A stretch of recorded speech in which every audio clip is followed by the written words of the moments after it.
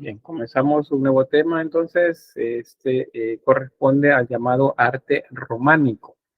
El tema anterior, recuerden, era prerrománico. El prerrománico es lo que está antes del románico. Y el románico se refiere a un estilo que busca un tanto el estilo romano como tal, que es algo de lo que buscaba eh, Carlomagno, por ejemplo, en el centro de Europa, pero eso se extiende ahora a diferentes lugares de Europa, especialmente centro y un tanto el occidente europeo. Hacia el oriente seguimos teniendo imperio bizantino a este punto. O sea, el imperio bizantino sigue todavía desarrollándose mientras en el occidente comenzamos a ver arte románico.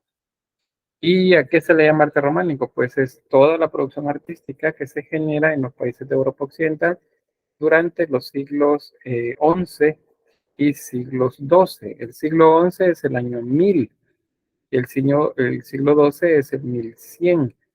Si nos vamos un siglo antes, que sería el siglo X, siglo XI, hay una transición ahí de la que pasamos del prerrománico al románico. Y es acá donde comienza un estilo diferente en el arte y unas temáticas nuevas que no se habían visto en otro momento.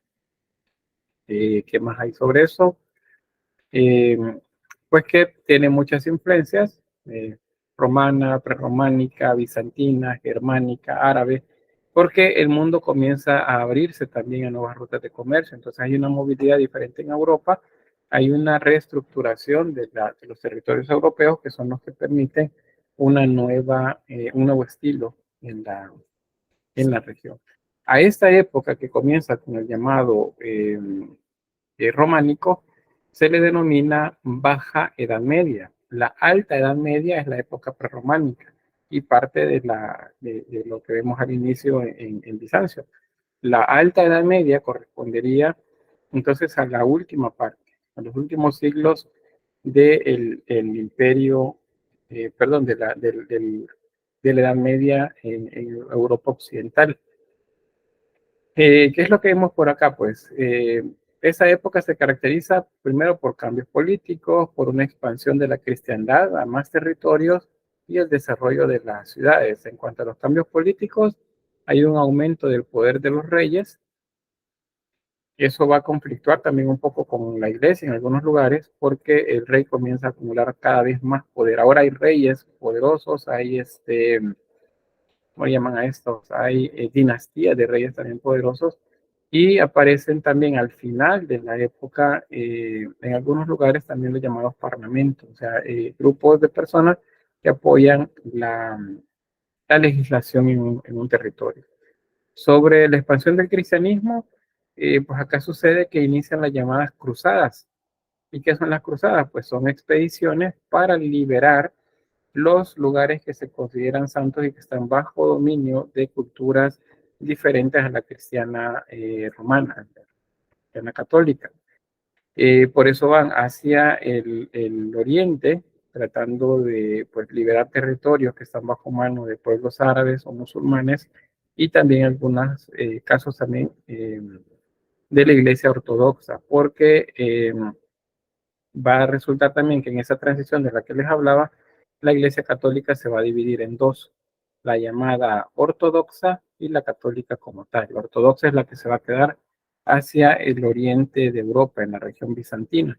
Y la católica, esta sigue, pero ahora en territorio occidental.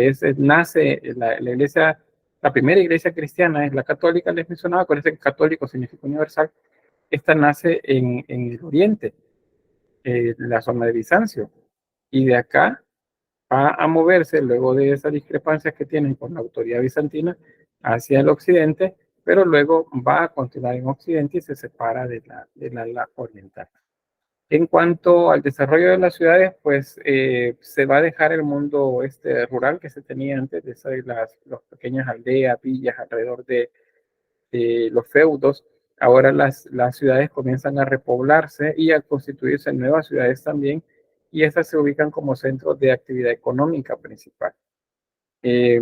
aumenta algo importante, por cierto, de mucha importancia para el desarrollo del arte, y es la aparición de los artesanos, de los gremios de artesanos, o sea, grupos de artesanos que comienzan a mover a partir del grupo, promover oficios también. Y el comercio, que es el desarrollo de ferias. Esto es importante porque reúne en un solo lugar mucho comercio. Y luego se mueven a otra ciudad otra vez de muchos lugares y eso va dinamizando la economía. Esas ciudades se convierten en centro de actividad cultural y artística a partir pues, de las escuelas palatinas, catedralicias, del Imperio Carolingio, van a promoverse, aunque bajo dirección siempre de la Iglesia, las primeras universidades y la construcción de edificios más grandes para la Iglesia que se llaman catedrales. Hay una pregunta por acá. Rafael dice, ¿el examen se hará en hora clase? El examen, tanto el examen como el laboratorio se hacen en horario de clase. De manera extraordinaria se programa algo fuera de horario de clase, pero por ejemplo el laboratorio de mañana va a ser dentro de las 2 horas de la clase, solo que vamos a tener clase primero y después vamos al laboratorio. Cuando es el examen sí les doy más tiempo. A veces solamente el examen es lo que se tiene en el horario de clase. Bueno, vuelvo acá. Hay 2 etapas de esta de la Baja Edad Media. La primera es la etapa de crecimiento del siglo XII al siglo XIII, pero del siglo XIII al XIV va a resultar que viene una crisis. Hay una época de malas cosechas, hay un debilitamiento físico de la población y por lo tanto la población tiende a decrecer, hay mortalidad.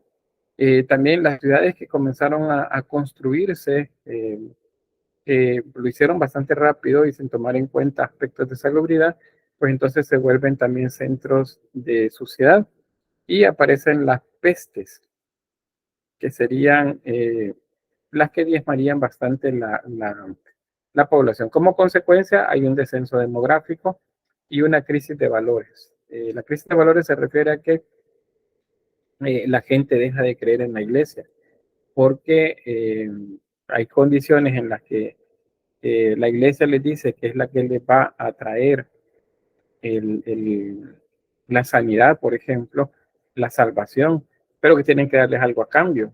La iglesia dice, mire, yo les garantizo que ustedes van a salvarse de la peste, pero tienen que pagarnos para que nosotros oremos por ustedes.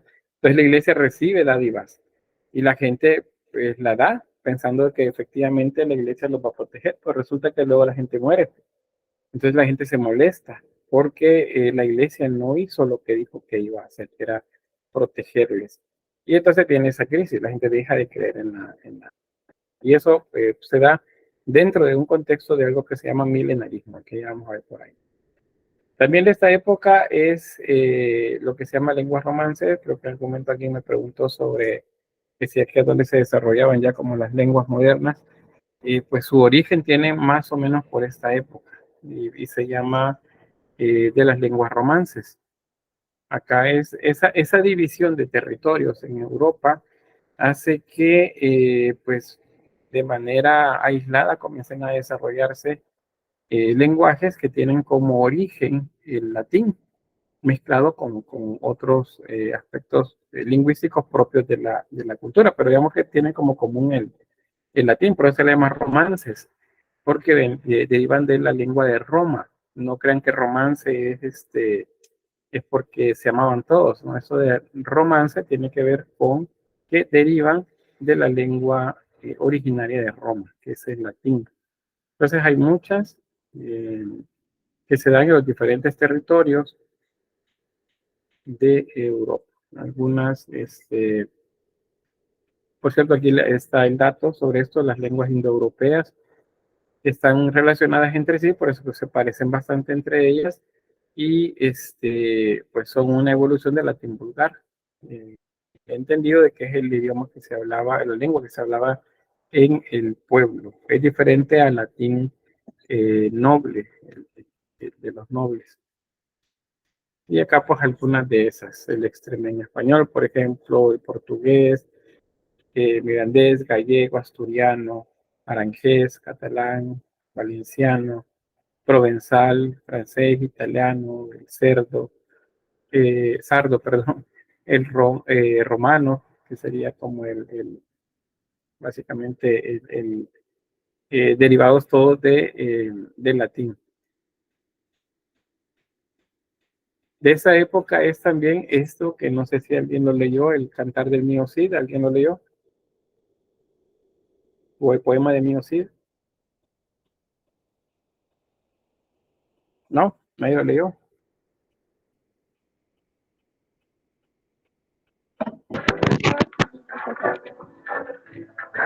¿Y Andrea? Sí lo leyó. Muy bien. ¿De qué trata? A ver si alguien me dice. Fátima y Andrea dicen sí, pero hace mucho tiempo.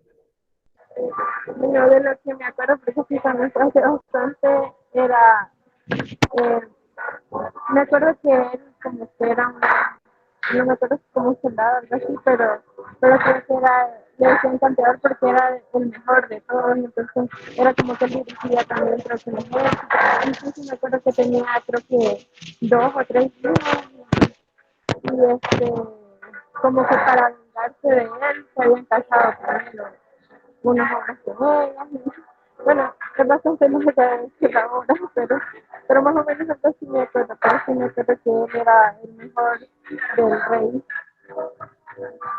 Muy bien, gracias. Fíjense que le entendí un poco, pero sí capté lo de las hijas del Cid.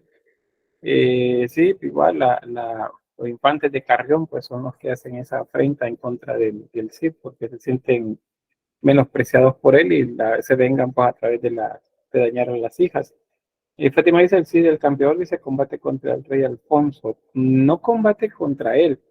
Lo que sucede es que como dicen en buen salvadoreño, lo ponen en mal. Entonces el rey lo manda exiliado. Y él, sin embargo, siempre le es fiel a él como rey, entonces él sigue trabajando como si estuviera trabajando para el rey. Entonces va expulsando de ciudad en ciudad a los moros, a los musulmanes, va expulsando, ganando territorios a favor del rey y le manda al rey, pues es toda la ganancia de lo que se va haciendo, porque el rey, pues que él no tiene nada contra él. Entonces, ahí va la historia y nos representa entonces la historia del Mío Cid está contextualizada en la época de la reconquista de territorios por parte de los pueblos del norte de la península ibérica. Están conquistando territorios de los musulmanes. Acá un poco del poema.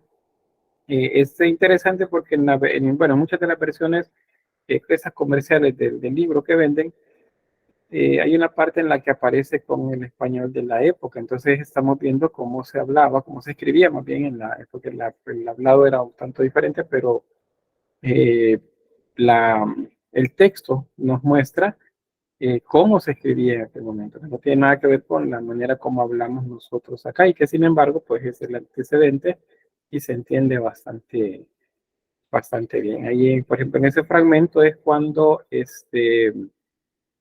Cid pues envía al rey, lleva manda al bar Fáñez Minaya, lo manda con presentes ante el rey Alfonso.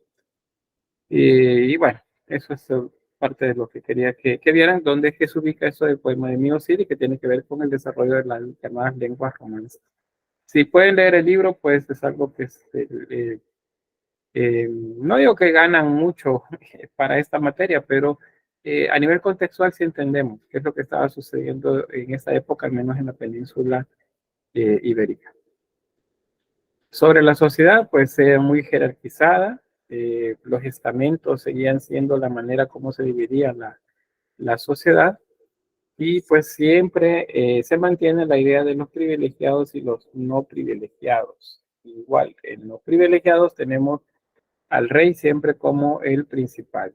Y luego, en un segundo escaño, a los nobles, al papado y a los obispos principales también acá. Y bajo ellos todas las cortes del rey y los nobles y los caballeros también. Bajo ellos hay los campesinos que no tienen propiedades, aquellos que son esclavizados, eh, los que trabajan pues, por poco dinero, los marginados, todo eso están primero acá. Luego campesinos con un poco más de haberes, incluyendo, por ejemplo, los que tenían tierras ya propias y otros que se dedicaban pues a comercial también. Esas serían como las dos castas principales. Entre castas, dentro de cada casta se puede ascender, pero entre una casta y otra no. No puede alguien no privilegiado convertirse en un privilegiado, al menos como regla. En la práctica, a lo mejor hubo algún caso en el que sí se dio, pero la regla era que no. Y ahí tenemos, pues, la nobleza, clero y estado llano. Esos son los tres términos. Eso les queda, de la explicación que les acabo de dar, pues eso es lo que van a tener ahí para que lo recuerden cuando estén viendo la presentación. Ese es bien importante. Cuando aparecen las ciudades, a estas ciudades se les da un nombre particular y es el de Burgos. Estas nuevas ciudades se les denomina Burgos y en ellas primero vamos a encontrar que son ciudades amuralladas, y eso es porque pues todavía hay peligros de guerras. Los reinos están también en constante lucha por el control de territorios, rutas comerciales. Entonces pues, lo mejor es amurallar las ciudades. Estas tienen un espacio para el mercado, tienen una catedral, tienen un castillo que es donde está el rey o la persona que regenta pues esa ciudad. Y las catedrales son edificios bastante grandes. Inicialmente eh, son grandes, de planta basilical, pero en la medida que avanzan esos dos siglos van a comenzar a transformarse hasta convertirse en edificios mucho más grandes. Y el estilo también va a cambiar. Por cierto, a las personas que vivían en los burgos se les denomina burgueses. Y dentro de las personas que vivían acá, pues habían comerciantes con mucho poder, gente que gobernaban, o perdón, que dirigían rutas de comercio. Entonces, estos llegaban a acumular mucho poder económico y ese poder económico les daba también poder político. Y entonces se enfrentaban ellos a la iglesia o al señor feudal. Y entonces de ahí donde se daban también problemas, porque el burgués no le debía nada a la iglesia ni tampoco quería deberle nada al rey. Él tenía suficiente dinero y poder dentro de las ciudades y quería pues ser quien gobernara. Entonces los burgueses van a tener también conflictos con la iglesia y con el poder real en algún momento. Pero en general, pues quien vive en el burgo se le llama burgués. Y religión y política, bueno, acá hay problemas. Acuérdense que eso es una época de crisis porque la iglesia comienza a ser observada por las personas, especialmente en las ciudades, en el campo, por errores que está cometiendo. Y la gente es consciente que hay errores y entonces comienza a tratar de corregirlo o por lo menos señalarlo para que la iglesia lo corrija. Y hay varias entre estas. Por ejemplo, entre el siglo X y el siglo XI, es decir, el año 900 y el año 1000, se da el problema que se llama la investidura laica. Eso es una disputa entre el rey, perdón, el papa y los emperadores del llamado Sacro Imperio, era la parte norte, donde antes fue territorio de Carlomagno, por la autoridad de los nombramientos de la Iglesia Católica. Es decir, la iglesia, a través del papa y los obispos principales, eran los que nombraban quién era el encargado de la catedral en el burgo tal, por ejemplo. Pero el rey decía, no, yo quiero que mi sobrino sea el que regente esa catedral. Y entonces yo voy a ponerlo a él como obispo. Y dice, bueno, y así se ponen los obispos, ¿sí? Porque en esta época no existe todavía esto ¿cómo se llama esto? Del celibato. Entonces hay una buena parte dentro de la iglesia de sacerdotes, hablando de sacerdotes y obispos que tienen hijos, incluyendo papas también tuvieron hijos y pasaban su autoridad a su descendencia. Entonces el rey dijo, no, mira, pero yo ahí quiero colocar ahí yo a mi gente. Y la iglesia dijo, no, pues ya tenemos quien está ahí. Entonces ahí se vienen una serie de disputas, estiras y encoges entre la iglesia y el poder real. A eso se le llama la crisis de la investidura laica. Y luego hay otras más. Esta que se llama la simonía. La simonía es la compra o venta de cosas espirituales. En términos religiosos, así se llama, simonía. Cuando ustedes quieren, por ejemplo, miren, yo quiero ser sacerdote. Vaya, si tiene que estudiar 15 años, por ejemplo, 10 años. No, yo tengo dinero, yo quiero pagar para que me eviten todo eso y solamente me den el traje. Ya me invistan como sacerdote. Entonces, vaya, está bien, tanto vale. Lo pagaba y entonces se convertía en sacerdote. Se saltaba todo el periodo que había de preparación. Entonces, eso sucedía. A eso se le llama la simonía. ¿Y de dónde viene el nombre? Hay un pasaje bíblico, ese sí se los he colocado acá, Hechos de los Apóstoles, capítulo 8, versos del 18 al 24, en donde aparece un pasaje en el que un personaje al que llamaban Simón, el mago, él le dijo al apóstol Pedro que cuánto quería la, por darle a él el poder de sanar a las personas. Entonces intentó comprar que sería la habilidad que tenía Pedro para sanar a las personas. Entonces, por eso es que se le llama simonía. Y sí se daba, no la capacidad de sanar enfermos, pero sí la de los cargos. La iglesia, tanto dentro de la iglesia como eh, la nobleza compraba cargos, compraba obispados, compraba sacerdocios y pues así se desarrollaban. Luego hay otra que se llama la llamada clerogamia. Esta es que en la región de la Lombardía, los países lombardos, al sur de Europa, al norte también, que son los alemanes, y en el centro, los franceses, solían tener esposa e hijos. Esto ya se los he venido repitiendo desde hace un rato. Resulta que los obispos también, algunos papas también lo hicieron, y entonces cuando ellos fallecían, los haberes de la iglesia pasaban al hijo mayor. Y entonces el hijo mayor se convertía en el siguiente obispo, en el siguiente sacerdote y era dueño de la iglesia y todo lo que había alrededor.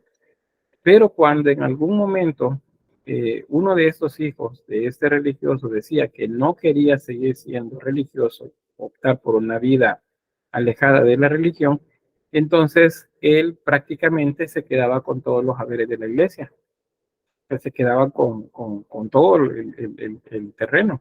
Y la iglesia entonces perdía poder y perdía autoridad en algunas zonas de territorio. Entonces se estableció a partir de esto que como requisito para todos aquellos que querían ser sacerdotes era el hecho de no tener relaciones sexuales y por lo tanto no tener familia.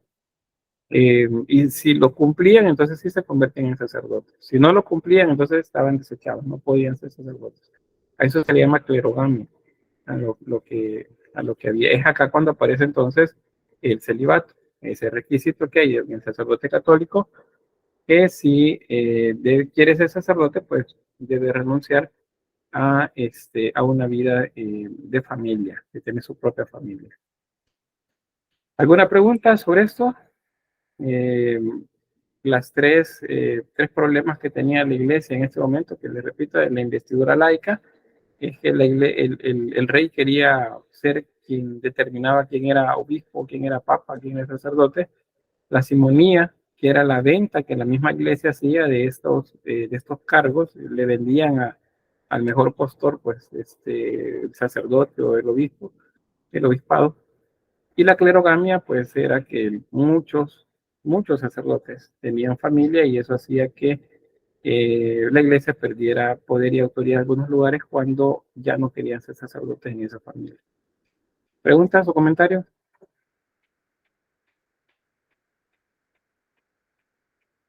Todo claro, Lee. Gracias. Bien, otro de los aspectos de este momento que tiene que ver también con religión o política es el de las cruzadas. Las cruzadas, estas permiten entrar en contacto con el mundo mediterráneo oriental, tanto el arte bizantino como el islámico también. La iglesia impulsa estas incursiones en esos territorios, eh, primero generando las órdenes de caballeros. En este caso, la más famosa de todas es la llamada los caballeros templarios, los caballeros del templo de Salomón, que sería el nombre completo, pero lo llaman templarios, porque se refiere al templo de Salomón. Ellos fueron los que a lo largo de las incursiones que hicieron, cuando regresaron, se volvieron muy poderosos. Entonces ahí es donde viene toda esta curiosidad de que qué fue lo que descubrieron, que la iglesia les otorgó tanto poder a ellos. Volvieron muy, muy, muy poderosos durante varios siglos, tanto así pues que al final un rey francés pues dijo, no, esto está muy peligroso y los mandó a matar a todos, porque habían llegado a tener mucho, mucho poder. Sin embargo, estas incursiones permitieron que se conociera bastante estilos de estas regiones y que se incorporaran a los estilos que ya se desarrollaban acá. También la recuperación de lo que llamaban reliquias, que eran artículos relacionados con la vida de Cristo, con la de los apóstoles o los primeros santos también, que eran llevados de Jerusalén o de toda esa zona hacia el occidente europeo. Y ahí se atesoraban en las iglesias. Aparecen acá rutas también de peregrinación que tienen que ver con la gente que quería ir a ver esos tesoros que habían obtenido.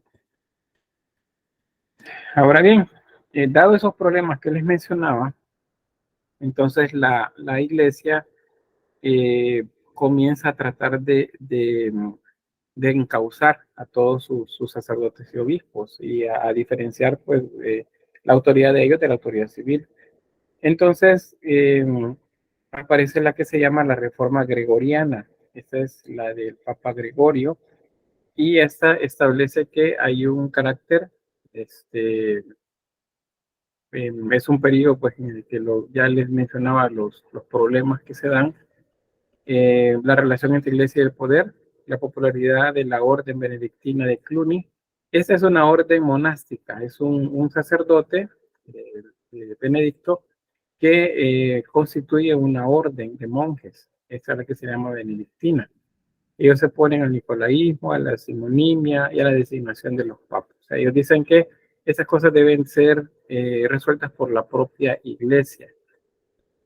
Cuando llega al poder el Papa León IX, entonces hace una reestructuración de la iglesia y entonces también posterior a esa reestructuración aparece el cardenal Hildebrando, que es el que se convierte en Gregorio VII, el Papa Gregorio VII.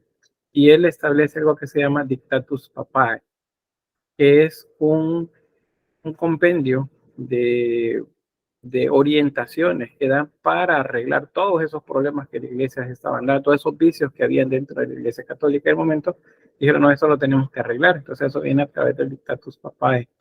Y es el Papa Gregorio VII, por eso es que se llama a esa la Reforma Gregoriana. Aquí están los datos sobre esto que les mencionaba para que lo tengan ahí luego para estudiar.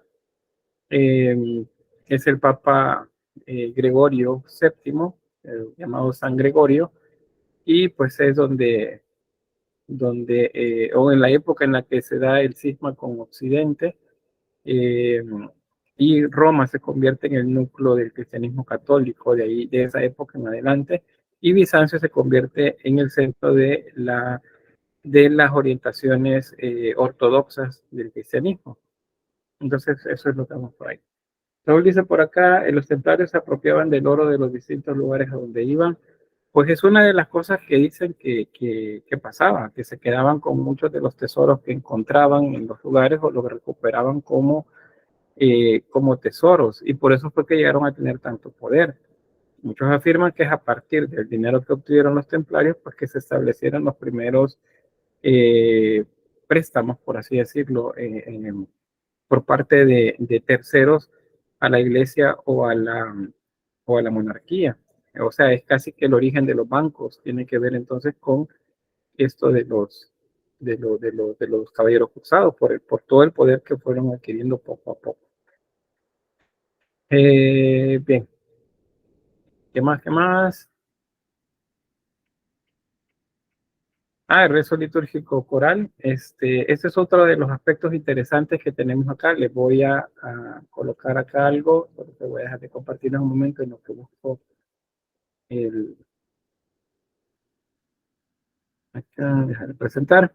Bien, les voy a mostrar algo por acá.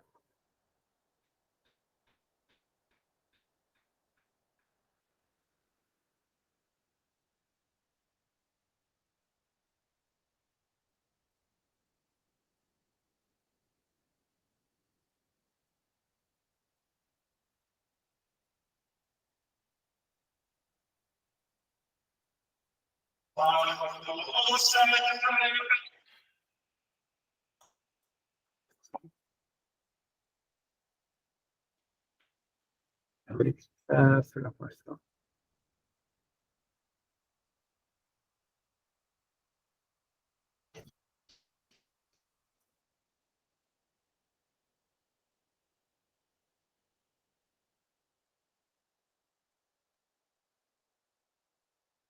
Bien, les voy a compartir de nuevo pantalla. Dice que lo voy a hacer de una manera diferente.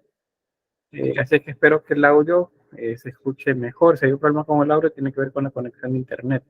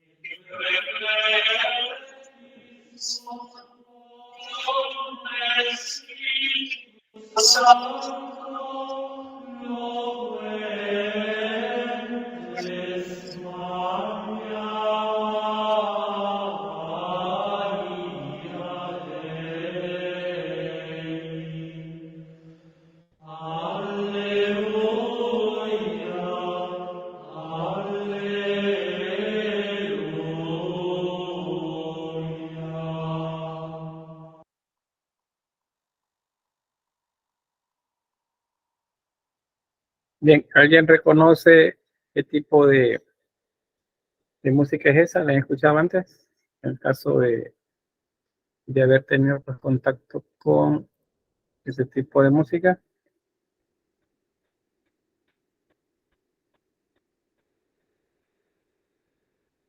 ¿Sí, Saúl?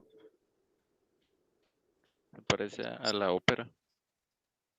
¿Canta la ópera? ¿Alguien más? Suena a cánticos eclesiásticos. Efectivamente, son cantos religiosos. ¿Qué más?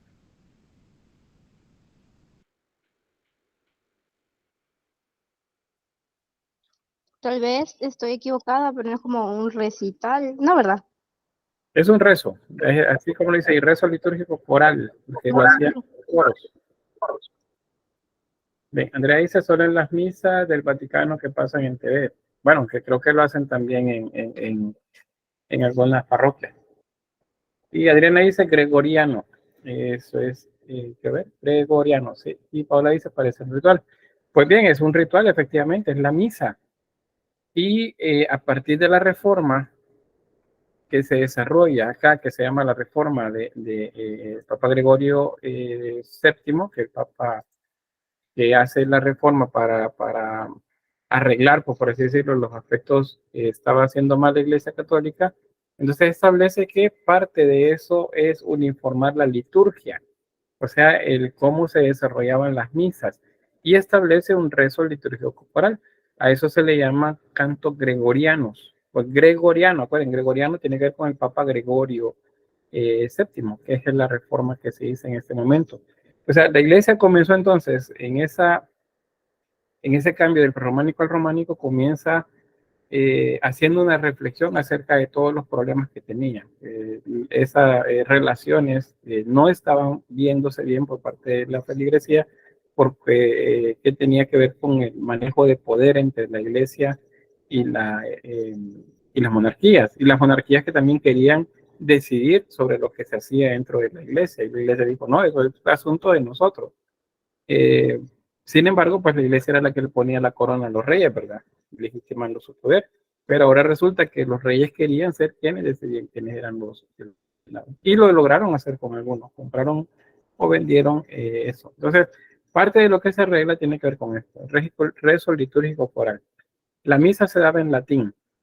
Se escribía en letras visigóticas, los libros. Y ahora se iba a cantar de una manera ritual, coral, o sea, con coros, en latín también. Eso es lo que se llama cantos gregorianos.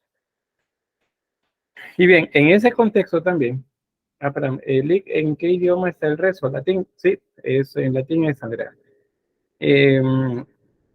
Actualmente lo cantan así gregoriano en cualquier idioma nativo. Yo sé que en misas, en Semana Santa, por ejemplo, si le quieren hacer como más solemne, entonces cantan los salmos, por ejemplo, de esta manera, como si fuese un canto gregoriano, aunque el canto gregoriano tiene como característica que es un coro bastante grave con el que se canta.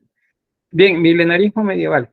Este es otro de los aspectos que meten en crisis a la iglesia en este momento, y es que resulta que dentro del siglo, en el siglo IX, perdón, siglo X, que es el año 900, es un periodo un tanto oscuro, según lo que dicen muchos, y la combinación, pues, que hay en esa época muchos temores. Pues la reconstrucción de las ciudades o la constitución de las ciudades fue un poco desordenada, entonces eso trajo mucha suciedad a las ciudades, y la suciedad llama plagas, ratas, cucarachas, y especialmente las ratas pues fueron un problema bastante grande. Entonces la gente comienza a enfermarse, aparecen las pestes en Europa que van a diezmar a la ciudad, van a morir muchas personas por las enfermedades que transmiten las ratas, por ejemplo. Entonces eso comienza a ser utilizado por la iglesia junto con otra idea que se tiene, y es que Cristo dijo, o más bien el periodo que Cristo va a volver, según la tradición, era los 1000 años, y que luego por 1000 años iba a haber no sé qué cosa. Entonces, se pensaba que al llegar al año 1000, Cristo iba a venir, o al menos lo que la iglesia decía, y lo juntan con las señales, decían. ¿Cuáles señales? Bueno, las pestes, la mortandad, el hambre, todo eso decían, no, esos son signos que Cristo viene. Entonces, no, que Cristo viene, y ese era el discurso que se tenía. Y entonces, para poder enseñárselo a la gente que no sabía leer, el arte se comenzó a utilizar como una manera de representar esa idea de que Cristo venía.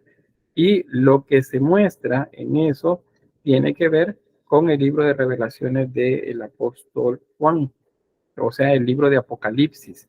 Por eso en las representaciones del románico comenzamos a ver figuras en las que los ángeles comienzan a luchar, por ejemplo, entre ellos. Si les preguntara cómo se imaginan ustedes que es el ángel caído, ¿cómo es? ¿Según lo que dice la Biblia o según lo que les han enseñado? ¿Cómo sería el ángel caído? ¿Sí, Beth? Ya que es un ángel, creería que es algo hermoso, alguien, bueno, un ser hermoso.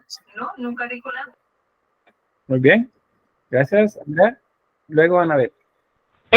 Bueno, yo lo que he visto es de que decía que era el ángel más hermoso, el ángel caído, que, o sea, era como el preferido, algo así, en su momento, y se convirtió en el diablo. Muy bien, gracias. Anabel. Era el ángel preferido de Dios, su perfecta creación, y así, por decirlo así, en efecto, era el ángel más hermoso. Pero aún sigue siendo hermoso, pero lo retratan como pues una pesadilla, por decirlo así, pero siempre va a seguir siendo el ángel más hermoso del cielo, pues prácticamente. Muy bien, gracias. Pues como un hijo de Dios también, pues se considera hermoso, y de los textos bíblicos no dicen que tenga características, digamos, espantosas o algo que asuste a la gente. Entonces, en las representaciones de este momento, la figura, especialmente en los evangelarios o en estos libros miniaturas, las imágenes de los ángeles son iguales. Los ángeles buenos y los ángeles malos se ven iguales. La única diferencia a veces es en el color, que los azules o blancos son buenos y los rojos serían malos, porque comienzan a asociar el rojo o el amarillo o el naranja con el fuego. Y entonces ahí de esa manera hacen como la diferencia. También los buenos suben, los malos bajan. Esa es otra representación que hay también. Pero ya comienzan a ser necesarias esas imágenes para poder enseñarle a la gente y para enseñarle también a los sacerdotes, a los obispos. En el caso de la gente común, pues ese lugar en el que se le va a enseñar es las paredes de las iglesias, especialmente los pórticos de entrada se llenan de mucha escultura que habla acerca de la muerte y destrucción que va para los que cometan pecados y de la salvación para los que no. O sea, antes de esta época no les había mencionado yo nada de eso porque en el arte no aparece, pero en el románico aparece, y aparece porque es una necesidad de la iglesia para poder justificar las enseñanzas de esto de la que Cristo viene. El milenarismo ha sucedido en dos ocasiones en la era cristiana. En esta, en la Edad Media, y la segunda sucedió pues hace recién no más de 20 años, que hemos pasado del año 1999 al año 2000. Ese es otro milenarismo. Si ustedes, desde que recuerdan, seguramente han escuchado que dicen Cristo viene, y hay un terremoto, hay un incendio, hay una erupción volcánica, hay un maremoto, dicen que esos son signos que Cristo viene. Y Cristo viene, y Cristo viene, y Cristo viene. Eso es milenarismo. Están asociando, bueno, especialmente en el siglo pasado. Ahorita es como lo que nos ha quedado, la colita que nos ha quedado del milenarismo, pero en el siglo pasado se pensaba que todos esos males se debían a que el cambio de siglo venía y por lo tanto Cristo iba a venir. Todas las películas, o no todas las películas, pero muchas películas son apocalípticas. Los programas de televisión se centraban en los cambios que deberían de existir, especialmente culpaban a Rusia de que el fin del mundo iba a venir acá en Latinoamérica. Que en El Salvador había un programa semanales en los que se hablaba acerca del tercer secreto de Fátima, y que era que un cometa iba a chocar contra la Tierra y que se iba a envenenar la Tierra, y que era culpa de Rusia porque Rusia no se convertía al cristianismo, porque Rusia era comunista. Y así pasó el año 1000, no sucedió nada. Después siguieron existiendo problemas políticos, militares, vinieron los atentados a las Torres Gemelas y se asociaban también a ese cambio de milenio. Luego dijeron que no, es que miren, no era en ese momento, era en el 2012, porque ahí termina la cuenta de los mayas, decían que es un Bactún nada más que estaba terminando, pero decían no, es que la profecía maya, y asociaron con esa época, y de otros 10 años de hablar acerca del fin del mundo, y que Cristo viene, porque estos son signos de los tiempos. Entonces, todo ese discurso que ahora lo escuchamos es parte del milenarismo. En esta época no había televisión, no había radio, no había nada de los medios de comunicación que tenemos. Entonces la manera de comunicárselo a la gente era a partir de las pinturas, en los libros, en algunas pinturas al fresco de las iglesias, pero principalmente los relieves en los exteriores de las iglesias. Ahí se pintaba, se esculpía, perdón, esto, y a través de eso se les enseñaba que Cristo venía a juzgarlos. Cristo venía en majestad a juzgar y a poner en su lugar pues a todos aquellos que hicieran las cosas mal. Y ahora decía la gente, miren, ustedes son malos, pero quieren tener parte en la vida eterna, pues entonces entreguen todo lo que tienen y a la iglesia, pues y la iglesia les va a garantizar que ustedes tengan una parte en el cielo. El problema fue que pasó el año 1000 y pasaron 50 años, pasaron 100 años y nada de eso sucedió. Y la gente se quedó, muchos se quedaron sin haberes y la iglesia no se los devolvió. Entonces dejaron de creer en la iglesia. Eso es una de las cosas que trajo como consecuencia el milenarismo para la iglesia. Entonces, desde todos posibilidades de comunicación que tenía la iglesia, las misas, las portadas de las iglesias, los libros, se promovió una visión apocalíptica y catastrófica, esos son dos términos interesantes, y se difundió la conciencia de que los desastres debían ser por culpa de los pecados del ser humano. Por ejemplo, este fin de semana hubieron lo que se llaman mareas vivas. Eso son mareas bastante altas acá en nuestro país, en diferentes partes del mundo, pero acá en nuestro país pues terminó con la destrucción de ranchos o ramadas que había en orilla de la playa. Pues el agua se salió, pues, una situación así bastante complicada. Y luego, pues, ustedes ven en España inundaciones en momentos en los que no debería de haberlos. En Madrid, por ejemplo, hubieron muchas inundaciones. En Guatemala hubieron desbordes de ríos. En Houston, en Texas, o igual. En Chile, hace un par de semanas, un montón de inundaciones. En Arabia Saudita, donde llueve muy poco, la región de la Meca, por ejemplo, donde está la gran mezquita, el lugar más sagrado para el Islam, inundaciones, tormentas casi huracanadas. Entonces, todo eso actualmente a nivel religioso se asocia con que Cristo viene. ¿Y es consecuencia de qué? Es consecuencia del pecado del ser humano. Que las personas son malas, las personas no se convierten a Cristo y por lo tanto son malas. Entonces, imagínense ese discurso que está sucediendo ahorita, porque acuérdense, acabamos de pasar el milenarismo, todavía estamos en esa época. Eso sucedió hace 1000 años también. Entonces, de todo eso que pasaba, decía, mira, hay una manera que lo podemos resolver. ¿Y cómo? Pues hagan ayuno, decía la iglesia, hagan oraciones, promovamos la paz entre los pueblos, entre los reinos, entre los monarcas y la misma iglesia, y hagamos peregrinaciones, peregrinemos hacia lugares en los que pues hay alguna reliquia de algún santo. Todo eso se hacía, tratando a la iglesia de que con eso pues enseñarle a la gente que era lo que se necesitaba para que pues no sucediera un desastre mayor. Pero les repito, pues la gente se desencantó bastante con la iglesia porque pues mucho de lo que les dijeron que iba a suceder no sucedió.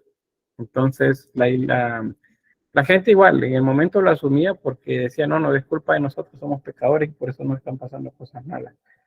Y entonces pues la gente comenzó a hacer penitencias y a hacer lo que la iglesia les decía. Pero muchos no, muchos prefirieron, o más bien se desencantaron mucho. Vean, este es un tímpano en las iglesias en los que se mostraban justo lo que les mencionaba. Este Cristo que vemos acá no es el Cristo pantocrator que veíamos en el Imperio Bizantino. Este se llama Cristo en Majestad. Y aunque se ve igual, este nos muestra una realidad diferente. La mano derecha se muestra con autoridad y está en actitud tanto como de bendecir, como también la de dictar algo, de decir que algo se haga. Y en la mano izquierda sostiene o un orbe o el libro sagrado. Alrededor de él, ¿qué es lo que hay? Pues se coloca el tetramorfo, a los 4 evangelistas en su forma animal. Y alrededor, en el texto de Apocalipsis se habla de los ancianos que están alrededor de Cristo cuando Él venga a juzgar a vivos y muertos. Entonces eso es lo que se coloca alrededor. Dependerá de qué tan cercano al momento del milenarismo es el tímpano. Así también vamos a encontrar que el tímpano, o sea, este espacio en el que se hace relieve, se divide en 2 partes. La parte derecha para los aspectos buenos y la izquierda para los aspectos malos. En la derecha, las personas que van a ser salvadas porque han hecho todo bien, todo de acuerdo a las normas del cristianismo. Y por el lado izquierdo, todos los que van a ser condenados, dado que no obedecieron a la iglesia y no hicieron lo que la iglesia decía ni los preceptos del cristianismo mandaban. Así es como se va a dividir luego esto en las portadas. Y ahí sirve para enseñarle a la gente. Bien, las rutas de peregrinación. Esto es Santiago de Compostela. Es el principal. En Santiago de Compostela está en el norte de España, de la península ibérica. Bueno, esta zona creo lo veíamos, de la región en la que se desarrolló el reino de Asturias, el arca asturiano, pero se hablaba de rutas que venían de diferentes partes del mundo cristiano. Por ejemplo, salían ustedes de Roma, pasando por Siena, Sarzana, Génova, Arles, Montpellier, Toulouse, Out, creo que por acá, esto es Saint-Marie, Roncesvalles, y así otros más, Pamplona, Logroño, Burgos, León, Oviedo, ¿se acuerdan Oviedo? Creíamos por ahí que estaba Santa María del Naranjo y San Miguel del Lilo, y luego se pasaba a Lugo, hasta llegar a Santiago de Compostela. Ustedes les decían, por ejemplo, a veces les decían, mire, hagan el camino de Santiago. Podían comenzarlo en otros lugares, como por ejemplo acá en París, en otros lugares. De todas estas líneas que ven en gris, también son rutas de peregrinación. Ustedes podían iniciarlo de la que les quedara más cerca y se iban de ciudad en ciudad, de pueblo en pueblo, haciendo una caminata en la medida que lo permitieran sus posibilidades hasta llegar a Santiago de Compostela. Si ustedes lo hacían, entonces obtenían algo que se llama indulgencia. Y la indulgencia significaba que ustedes pues obtenían el perdón de sus pecados y un pedacito de cielo. Se les decía, miren, ustedes van a ser de los que van a ser salvos porque han cumplido el camino de Santiago. Entonces, eso se llaman rutas de peregrinación. Y en cada uno de esos pueblos se establecen iglesias de peregrinación también, que tienen que ver con las iglesias que están diseñadas para albergar peregrinos. Y también ¿cómo llaman estos? Las posadas. Las posadas me refiero a como pequeños hoteles, hostales, en los que la gente podía pernoctar ahí. Se detenían, pasaban la noche y se iban. Hay muchas historias alrededor de esto de los caminos de peregrinación.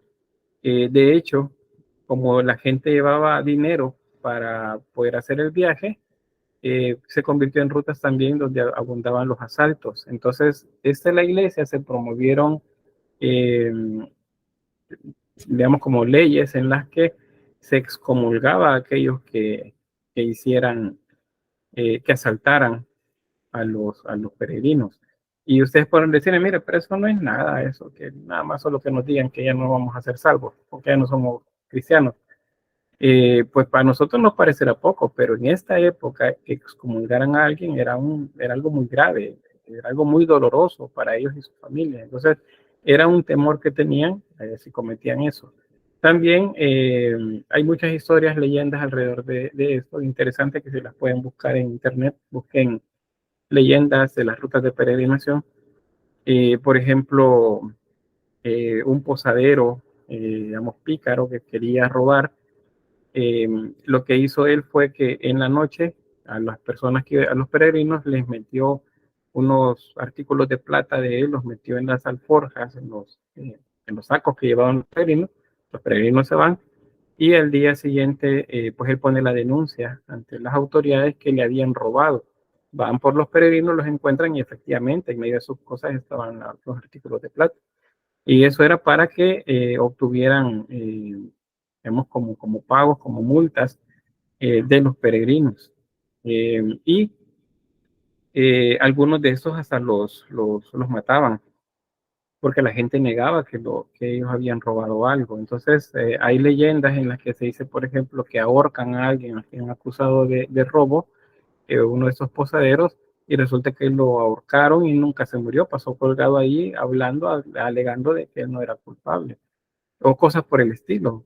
Hay bastantes historias, leyendas interesantes que se desarrollan a lo largo de los pueblos de peregrinación. Entonces eso es importante. Promueven también el comercio, esto de las rutas de peregrinación, y se junta con las ciudades estas que se vuelven importantes porque se desarrollan ferias también en estos lugares. Y bueno, acá los datos que ya les mencionaba sobre la ruta del Camino de Santiago. Es el más popular de todos, es el más importante de la época. Santiago de Compostela es el lugar más importante para esto. Y bien, esta es la iglesia románica, así era la Catedral de Santiago, y así es como está actualmente. Vean que es diferente, bueno, miren, es diferente, sí. Esta es una iglesia, una catedral románica. Esta es gótica y tiene algunos acabados renacentistas y otros barrocos. ¿Y por qué?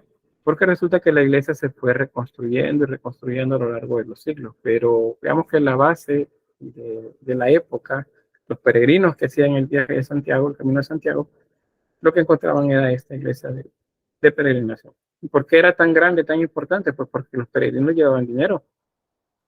Los dineros los entregaban como ofrendas en las iglesias. Entonces, esta iglesia recibió mucho dinero. ¿Y por qué pagaban? Porque era parte de lo que les decían que tenían que hacer para poder ser salvos. Y bien, me voy a quedar hasta acá con esto, en la ruta de Santiago. Es bastante interesante pues todo eso. Mañana vamos a ver un poco del arte religioso ya, propiamente, las órdenes monásticas y la reforma que siguió a la de Papa Gregorio, que es la reforma de Cluny, y los aspectos pues que ya tienen que ver con la arquitectura. Eso lo vamos a ver el día de mañana y nos quedaría pendiente para la próxima semana pues arquitectura y pintura. Este tema es un poquito extenso porque les muestro bastantes ejemplos, especialmente en pintura y en escultura, pero pues eso es importante porque esto es base para entender cómo se transforma la religión de este momento a la que vamos a ver en el gótico, que es el siguiente tema que vamos a ver. ¿Alguna pregunta? No, si no, pues nos quedamos acá.